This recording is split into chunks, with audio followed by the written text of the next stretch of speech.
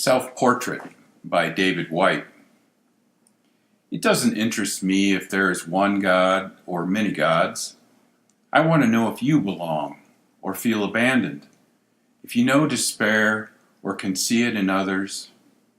I want to know if you are prepared to live in the world with its harsh need to change you, if you can look back with firm eyes saying, "This is where I stand." I want to know if you know how to melt into that fierce heat of living, falling towards the center of your longing. I want to know if you are willing to live day by day with the consequence of love and the bitter, unwanted passion of your sure defeat. I have been told in that fierce embrace, even the gods speak of God. Welcome to the Poetry Oracle podcast. Sorry for the delay in a new poem. I will admit in introspection to several reasons, barriers, and admitted self-doubts that speak within this poem.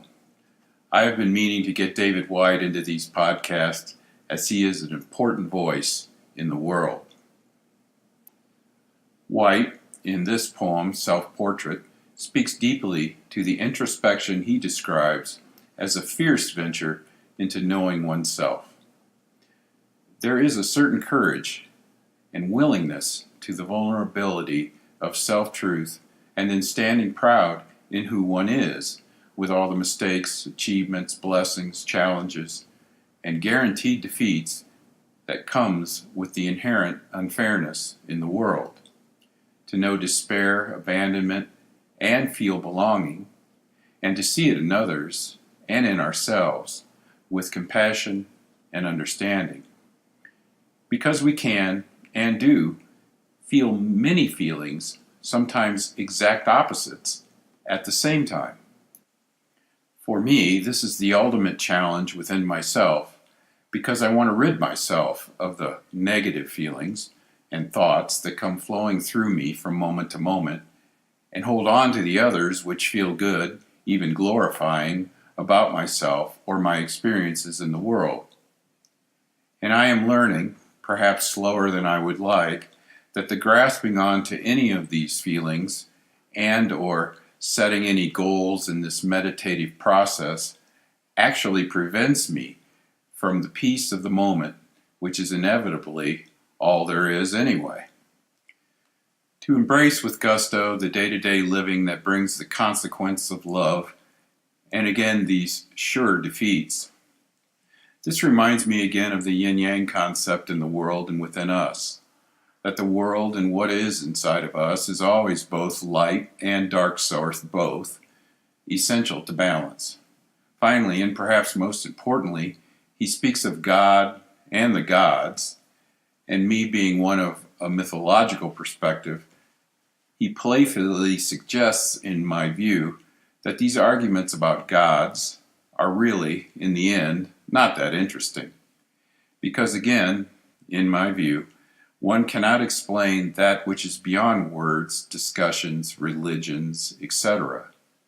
And yet to fiercely embrace one's life in introspection is godlike, or a word again that does not quite cut it, divine, and suggests again that you are divine, a God, unlike any other in the world.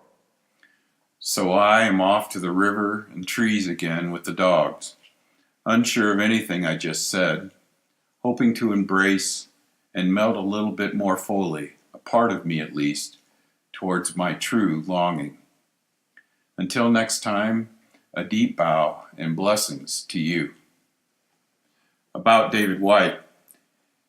David Whyte was born of an Irish mother and a British father and attributes his poetry leanings to his mother and the landscape of West Yorkshire. Whyte has a degree in marine zoology from Bangor University. I particularly like how he works with poetry and prose with organizations and in the business world, working with companies such as Boeing, AT&T, NASA, Toyota, the Royal Air Force, and the Arthur Andersen accountancy group. Work and vocation and conversational leadership is the subject of several of Whyte's prose books, including Crossing the Unknown Sea, Work as Pilgrimage of Identity, The Three Marriages, Reimagining Work, Self, and Relationship, and The Heart Aroused, Poetry and the Preservation of the Soul in Corporate America, which topped the business bestseller lists, selling 155,000 copies. Whyte runs the Many Rivers Organization and Invitas, the Institute for Conversational Leadership, which he founded in 2014. He currently lives in Langley, Washington, in the U.S. Pacific Northwest, and holds dual U.S.-British citizenship. He was a close friend of the Irish poet John O'Donohue, one of my true favorites.